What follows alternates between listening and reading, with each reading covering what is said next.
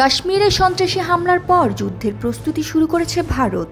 25 April ভারতীয় সংবাদ মাধ্যম এবিপি আনন্দের এক প্রতিবেদনে এই তথ্য জানানো হয়েছে। প্রতিবেদনে বলা হয়, কাশ্মীরে সন্ত্রাসী হামলার পর যুদ্ধের প্রস্তুতি নিতে শুরু করেছে ভারত।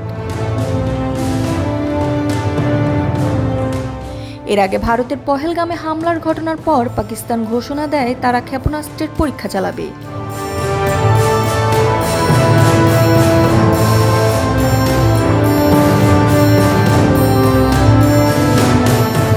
এ নিয়ে করাচি উপকূলের কাছে নিজেদের এক্সক্লুসিভ ইকোনমিক জোনে পরীক্ষার বিজ্ঞপ্তিও জারি করেছে ইসলামাবাদ।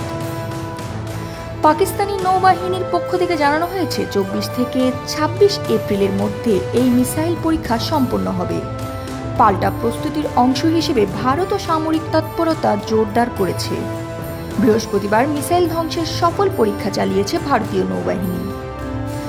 সাম্প্রতি উত্তেজনায় দুই দেশের কূটনৈতিক সম্পর্ক ইতোমধ্যে হিমশীতল হয়ে পড়েছে। একে অপরের কূটনীতিক বহিষ্কার করেছে দুই দেশ, বন্ধ হয়েছে আকাশ সীমাও। এখন সামরিক শক্তি প্রদর্শনের পালা শুরু হয়েছে সমুদ্র ও আকাশপথে। চলমান পরিস্থিতিতে দুই দেশের মধ্যে পূর্ণাঙ্গ সংঘাতের আশঙ্কা উড়িয়ে দেওয়া যাচ্ছে না বলে মত বিশেষজ্ঞদের।